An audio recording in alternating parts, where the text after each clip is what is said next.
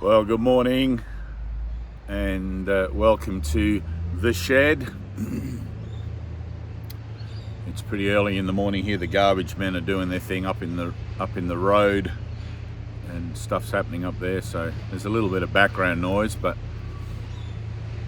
hopefully you can hear me. I wanted to do just a really quick little video. I think a quick little video. I never really know what occurs when I sit down to do these videos. Usually anything can happen. I'll usually get prompted to talk about something and it'll kind of like wind its way around through a whole bunch of other somethings, and that's the way it is with this stuff. It's like Christ mind is kind of abstract in a sense, like it just doesn't have any parameters whereby you can make any kind of allotment to what it is you're hearing and where that fits in with your own. It's like you've got to just kind of keep up. It's a frequency, and that's the learning, not an accumulation of concepts, right? The concepts just keep you in the frequency of what's actually going on in this video, not specifically what I'm talking about. Although what I'm talking about has to appear somewhat familiar to you so that it piques your interest and keeps you in the frequency of what's actually going on here, which is the awakening. And consciously participating in the awakening is what is generally referred to as the celestial speed up, or the speed up. And if you're doing a Course in Miracles, doing those workbook lessons, you will absolutely identify with the idea of the speed up. You'll be like, holy crap, this is really happening to me. And that's if you're doing it properly. Some people just sort of breeze through it and use it like an oracle and whatever. But if you really get into it, it's life-changing. It totally, not just on a conceptual level, experientially. You won't recognize yourself a year from now from who you think you are today when you finish that 1 year workbook. Of course, I do know people that have done the whole workbook and had no shift, no change whatsoever. And to me, because you're watching my video, I'm going to say that boils down to a place of willingness, a place of being willing to learn and to teach and all that sort of stuff, a place of willingness to say yes, and a place of honesty. Like, am I really honest? Am I just doing this because I don't know why I'm doing this? Or am I doing this because I've picked up this book and absolutely associate with it and know that this is what I have to do? So it's funny, you can give this book to two. It's like Jesus says in the Bible, right? So two on the bench, one will be chosen. You can give this book, one book each, to two people. One person will have a total affinity with the book and the other person will be like, nice book, I'll put it on my coffee table. And I'm not trying to be mean or anything. That's how it is. That's, So, and I often find too, in that same strain, that the people that don't really have a greater affinity with the book or with the workbook or whatever, it's not that they're not going to get anything out of it. It's just sometimes things have to come around and present themselves for the relevance of the book to be more meaningful in your life, so that you give it that real heartfelt kind of go, like the old college try, as they say. So this video is basically, I woke up this morning, and last night I had a healing. I had an actual physical healing. I had a shift in consciousness just prior to going to bed, which played out then. That period when you go to bed, you're sort of laying there and you're not asleep, and you're kind of like thinking whether you should watch television for a minute or maybe you're not sure. Anyway, so during that period, I better backdrop the thing. So I like to put these down on, look, this is the Bill and Ben shed too. I didn't mention that there. There's Bill and Ben, the flower pot men. You can Google that if you don't know what it is. It's a children's show. It's the gardening shed. So Bill and Ben, the flower pot men.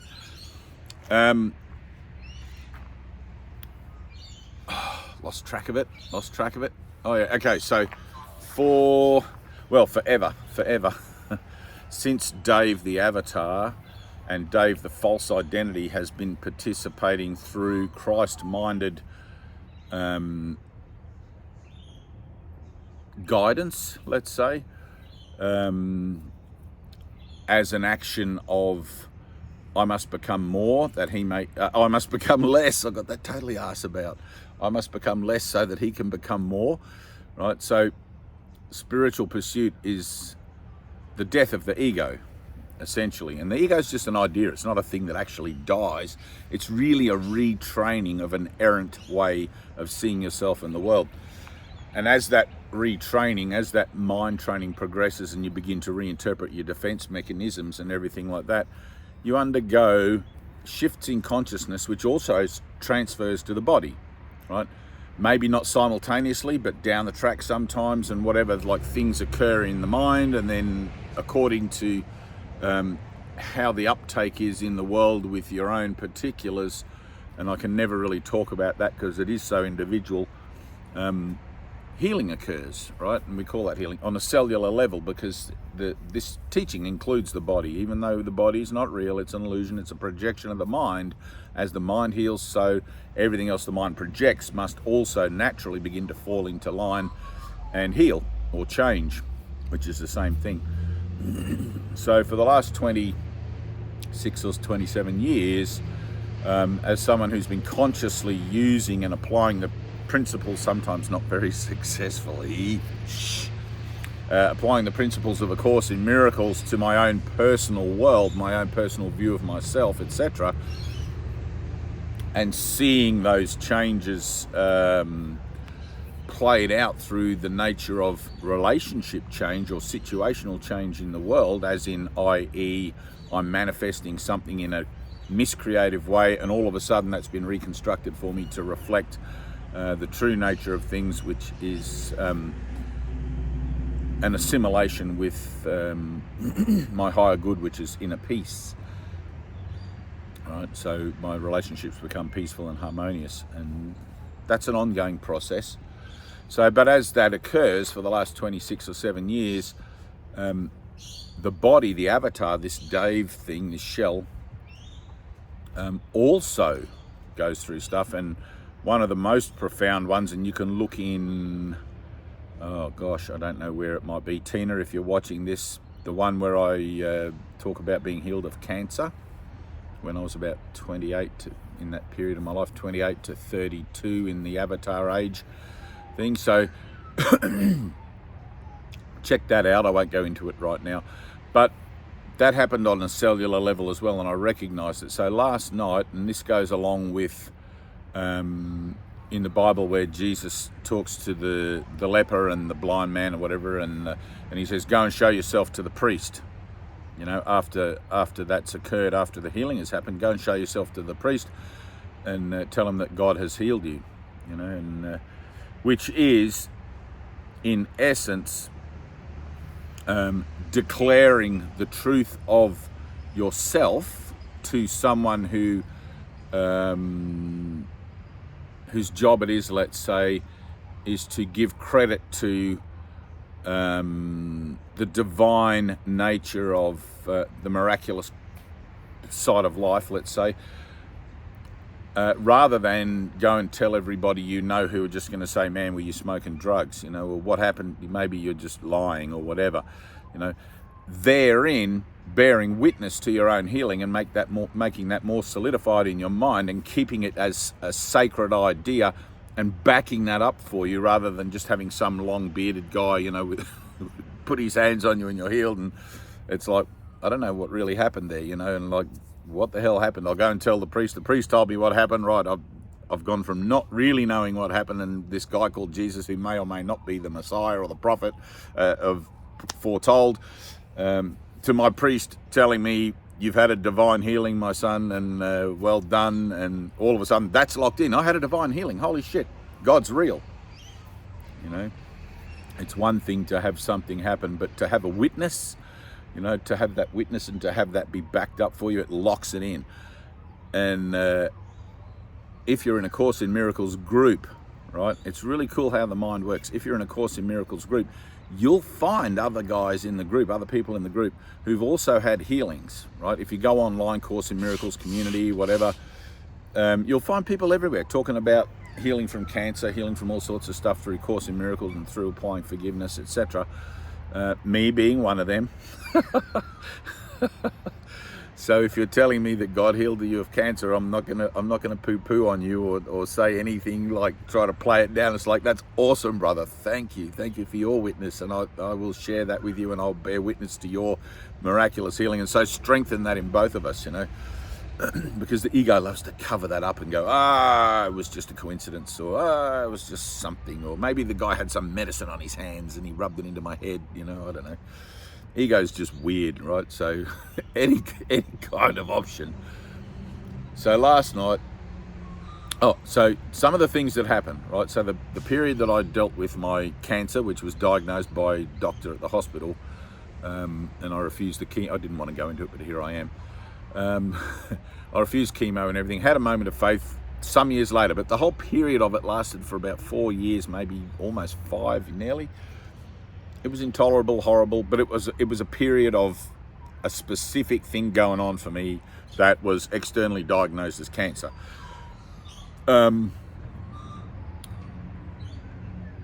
Also in the last 26, 27 years, a lot of stuff's gone on the physical level, and I talk about this, I think in the very last video I made yesterday about meditation, backing up the Zoom meeting talk, where when the light hits me, when I'm standing up, it kind of like cutting the strings on a puppet. I just collapsed it. I've got no strength in my body. It's like you're being hit by lightning and you just go down like a sack of proverbial. But there's been many stages of things, right? Many stages of things. One of those stages, when I first met my teacher, Ted, and there's a part in the course, I don't recall it. Usually I'm pretty good with recalling things, even vaguely, but my heart is beating in the peace of God. I think it's one of the lessons. My heart is beating in the peace of God. And I remember Ted doing a talk about it one day. And this was after what he did to me. When I first met him, right? When I first met him, I had like long hair like I have today, and a beard, but my beard was bright red and my hair was brown, and I was in I would have been 33, I suppose, 32 or 33. And I used to just walk the streets wearing a sarong, just a lap around, and tuck my wallet in the top. I was just a free spirit, man, you know, like smoking weed and whatever, like up until about the time I met him, and then everything fell away. But he was in America teaching whilst I first attended the healing center, and everybody said, wait till Ted gets back, he'll make you get a haircut, which he never did, you know, he recognized me for who I was. And everyone was telling me, you know, because I was different to most people there, I guess, in a feral sort of a way. But I had so many people telling me he was going to tell me to get a haircut or whatever. So I had this kind of idea about Ted's going to be this kind of bossy, spiritual guy, you know, whatever. And I did hear him tell other people to get haircuts during that time and stuff. But anyway, I'm wearing a green sarong this day in session. There's about probably 50 people, maybe more, 70. Ted's come back. Actually, it was packed. Yeah, that's right, because when Ted comes back, everybody turns up again. When he used to go away somewhere and do some teaching somewhere else, all the people that weren't truly devoted would all sort of fritter away into the community and then come back when they heard he was back in town. So, the lackeys. Sorry if that sounds like judgment, but it's just how it was. Anyway, we were in the group, had a big standing meditation, which I need to do a video about. I've got some clips of it somewhere, but and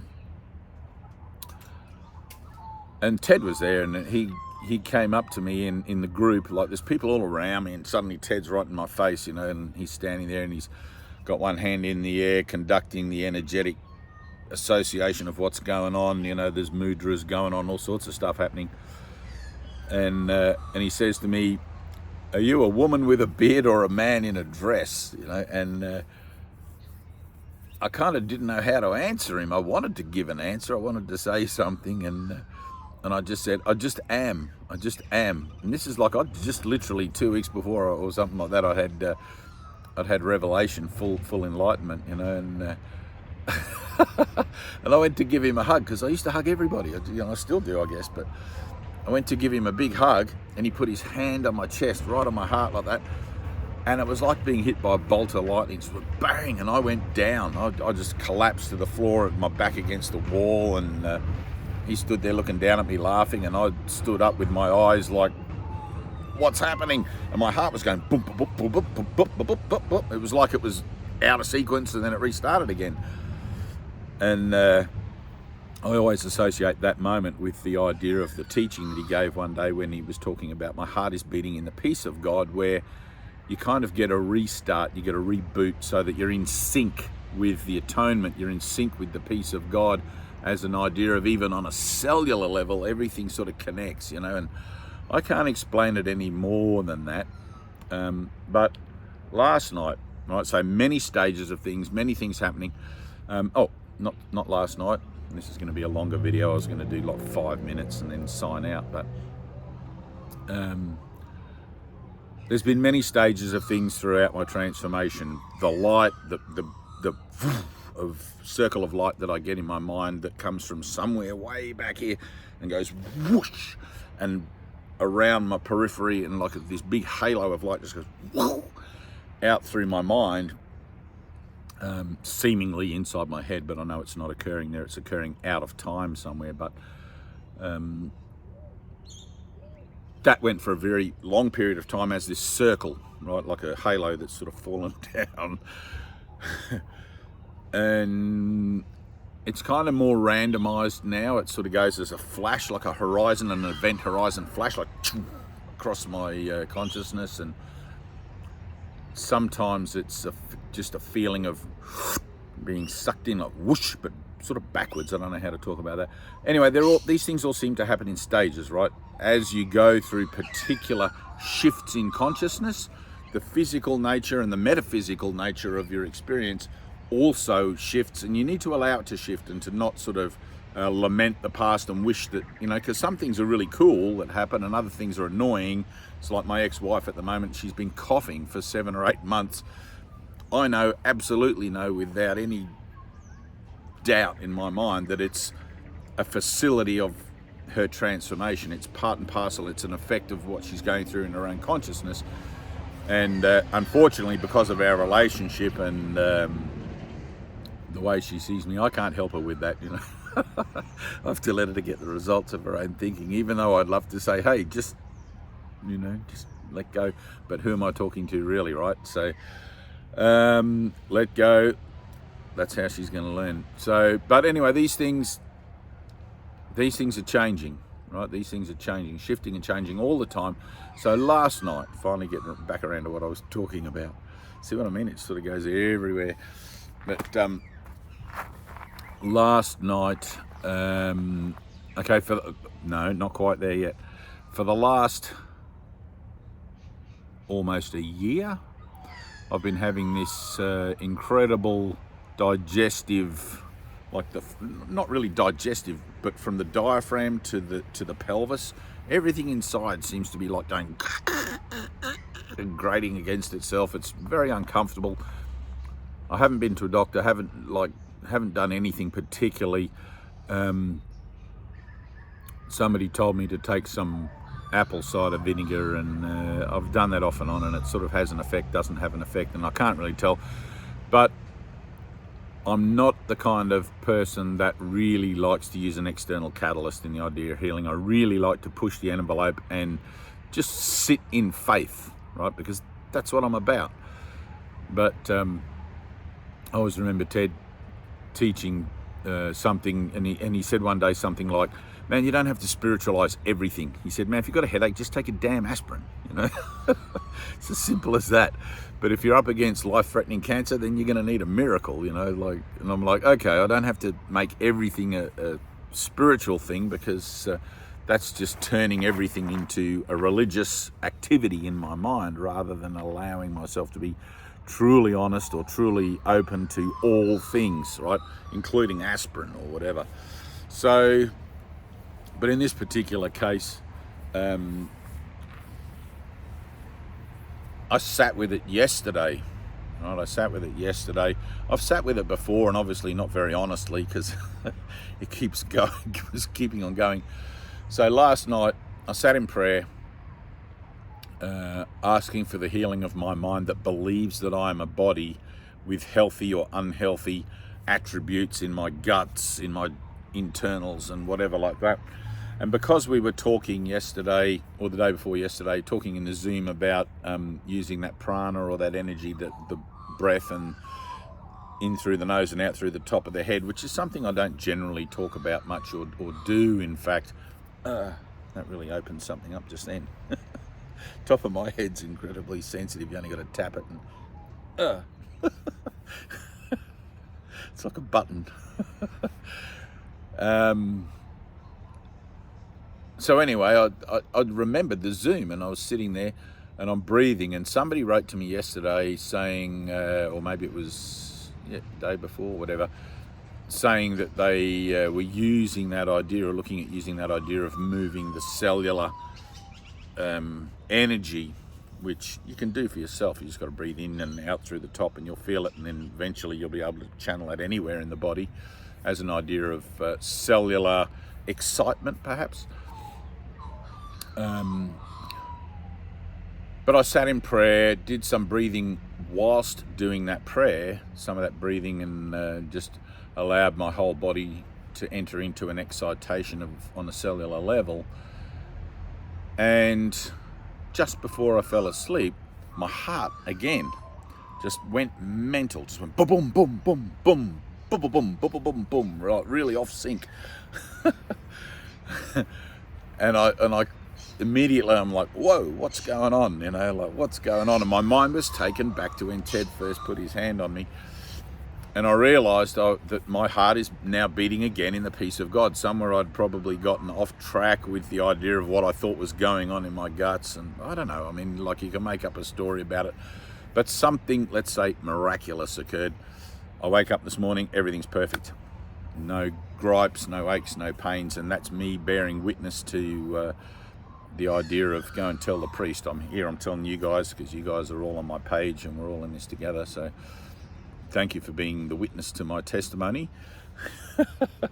But everything's nice in the world of my guts, in the world of this avatar guts. So I often think I don't care, you know, I don't really care how long I'm able to keep this avatar going for, or how useful it might be, or like I don't have a thing with that. Like, by the grace of God, it'll be useful for as long as it's useful. And but I like to think, well, if I'm going to use it and going to keep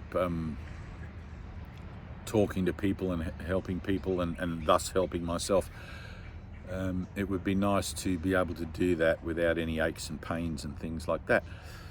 And one of the things that goes along with that, and the reason that I grow this beard and things, is because if I shave off my beard, people tell me that I look about 40 years old, right? And inside, I don't feel 59, 60 years old, but I feel like 20 or something. I don't even know. I don't even know if there's an age that I feel, but most of you would probably relate to that. But I grow this beard, in a sense, just, well, partly because I'm lazy and can't be bothered to shave all the time, and it's what's the point, you know? So, and the other thing is because it sort of almost makes me feel like that I look like the age that my physical entity is probably supposed to look like. I don't really know. You know, and there's another reason too. I won't get into that because it's kind of silly, but I'm letting all these silly things go. I tell myself that, but transformation for me has gotten to the point where it's kind of just funny about everything. You know, like everything's just kind of humorous. The serious nature of study and application and all of these sorts of things is, man, it's just falling away so fast. You know, like it's just really falling away. And the idea of I must become less so that he may become more, that seems to be, to me, like there's this equilibrium that seems to be, I don't know, I don't even know how to talk about it. So it's just beautiful, it's just peaceful, I'm just grateful. I still try to clutch at things to be able to explain it, because people ask me questions and stuff, and it's like, that's great. I love those questions. And some of those questions, they make me dig deep, you know, they make me dig really deep. And sometimes I uncover things, you know, and it's like, holy crap, you know, there's another bit of healing for me in that. I mean, it's in everything, I know, but you don't always recognize it in everything. Sometimes it takes a bit before you actually, you know, this is the third person that's asked me this question. Maybe I better look at it a bit more honestly and before I answer it. You know, put my finger on my own nose, pull the beam from my own eye, and look in that mirror of self-reflection a bit more deeply, that sort of thing. And or ask the Holy Spirit, what is it about this question that keeps coming back to me, or this situation, etc. And you kind of have to be on board with that, you know, correcting that self-correction, or that idea that I don't really want to trust myself. I don't want to trust my own evaluation. I'm doing this as a collaborative with the Holy Spirit. So let me include that process into everything, into whatever I'm doing with regards to my transformation, no matter how long I've been doing it for. Because you can kid yourself and say, oh, I've been doing this for 10, 20, 30 years. I'm good now. Thanks very much. It's like a drug addict, you know. I'm clean now. Thanks very much. It's like there's no such thing as I'm clean now. There's no such thing as an alcoholic. I'm not an alcoholic anymore. Well, yes, you are. You're an alcoholic till the day you die, but you're just not an alcoholic that's going to pick up a drink, right? But what's part of your psyche, what's part of your makeup on earth, don't deny it. Don't try to sort of like write it off, because that stands as a viewpoint in your mind that it's not about being a drug addict or an alcoholic. It stands as a viewpoint in your mind that is relevant across the board to everything, right? The transfer value of forgiveness, the transfer value of self-forgiveness applies to every single aspect of your life, whether you think it needs forgiveness or not. The miracle changes everything, right? So if I say, oh, I'm not a miracle worker anymore, or I'm not a drug addict anymore, or I'm not a whatever, those things are actually hubs. Those ideas are hubs around which the whole notion of forgiveness and healing and everything occurs, right? They're synonymous with purpose. It's like, yes, I'm a drug addict. I'm not a using drug addict. I'm not a using alcoholic. I'm not a using abuser. I'm not a using whatever any of those things are. But I'm not going to allow myself to dismiss myself from what that represents. Right? Otherwise, I'm just defending. Oh no, I'm not a drug addict anymore. No, I'm just defending myself against something. Remember, in my defenselessness, my safety lies. So when somebody says, oh, you know, you used to be a drug addict, well, I still am a drug addict. I still am an alcoholic. I still am a human being. I still am all of these things. I'm whatever it is you want to call me. Because all of those things bring to mind my purpose, which is healing. And I'm grateful for them all. I'm grateful for every step along the way. And it is the backbone and the focal purposefulness, hey birdie, of the whole principle that I apply myself through in the idea of healing, which affects everything in my life. So whether you come to this through a recovery angle, or whether you come to this through a personal inner inquiry angle, whether you come to this through being abused from that angle, whether you come to this through post-traumatic stress, going to war, whatever that angle, you know, it's like, yes, I am all of those things. I'm one with all things above and below. And I've sort of wandered off topic here a little bit more. But it might be helpful to somebody. It's helpful to me, right? You heal from everything, but you still remain connected to everything as an idea of it. But that idea now symbolizes the greater good, rather than the dark side or the miscreative side that it once would have presented. So, anyway, I hope that's groovy. I hope I did a good job of explaining whatever that was I just spoke about. I love you guys. I'm going to go and do some work on the truck now, which I'll show you guys the truck. Actually, you haven't probably seen it, but a lot of you. Just going to do a little walk up the driveway here, up to the main street. You'll probably laugh when you see my truck. You'll probably go, oh, of course Dave has a truck like that, but I don't know. There's my little sign I just did in the background there. So let's see if I can get this without the sunlight being all over it. Here's my truck. It's an actual truck. And then on the side, we've got a Merkaba or whatever they're called, divine fractal something geometry sacred. And there's all these sort of little quotes that I like here. There's one here by how do I get that in focus? By Buddha, and another one up here by Sigmund Freud, and they're all over the side there. And then on the back, there you go, hopefully you can see that, and A Course in Miracles, and Google it. And the Buddha again, I like the Buddha's very relaxed, meditative, that image. And then on this side up against the bushes, there's I don't know if you can see it, there's a lot of Aboriginal artwork there, and some sponsors. I have some sponsors that really don't sponsor actually anything, they just seem to have their names on the van. But prior to Mum's passing and moving down here, I did have an alignment with those sponsors that were going to help to fund a fundraising event to help print the new little books, which you guys are now doing instead. So, which I'm very grateful for. All right, that's it. Don't forget to like and subscribe. And there you go, truck in the background. Don't forget to like and subscribe, please, please, please. Thank you. Help build the channel, because ideas are increased by sharing. I love you, and see you in the next one.